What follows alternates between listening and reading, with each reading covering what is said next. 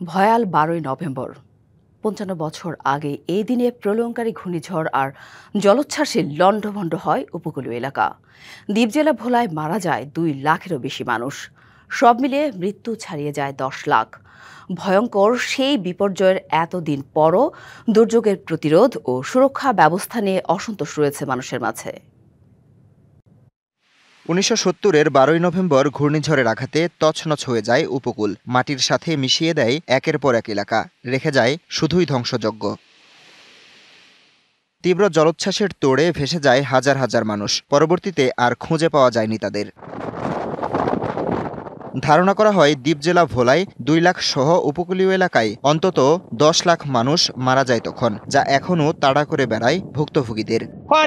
পানি কইতে না যায় ঘর না আইতে তখন ঘরও একটা ডুবাই এই পানি সবচেয়ে ঘর বিড়া যত যা আছে সব ঘর দুয়ার আমার বাইরের মধ্যে ১৭ টাকা আছে সব যে আমার গেটাও করে চার লগল বাসিয়া রাস্তার এই পিঠে আইয়া চোখের মধ্যে বাগদের কাছে কাছে লগে বাঁচিয়ে রয়েছে।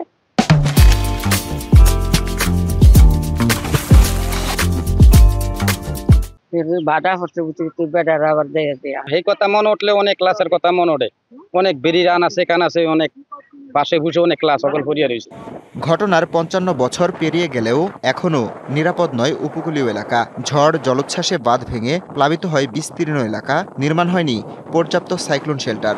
এক ঘর আছে, এই ঘরটা আপনার পরিষদ ভাঙিয়া গেছে, সাইকেল সেন্টারটা ভেঙে গেছে। এখন আমরা থাকতে ৫-৭ হাজার মানুষ থাকতে খুবই কষ্ট হইতে আছে। মাত্র একটা আশ্রয়খানা আছে, আর একটা আশ্রয়খানা হইলে ভালো হইতো। জ্বর হইলে তো আমরা কোন দিকে যাইতে পারি না, কই যাবো? আশ্রয়খানা তো দূরে, তা আশ্রয়খানা যদি কাছে হইতো তা আমাকে একটু যাইতে সুবিধা হইতো।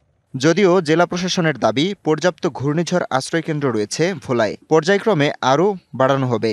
ভোলা জেলায় প্রাকৃতিক দুর্যোগ মোকাবেলার জন্য সর্বোচ্চ প্রস্তুতি আমরা নিয়ে রেখেছি।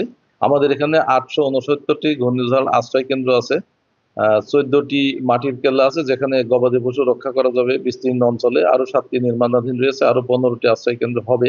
বিভিন্ন কার্যক্রম চলমান আছে।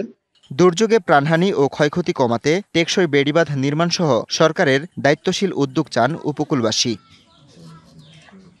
DBC news desk.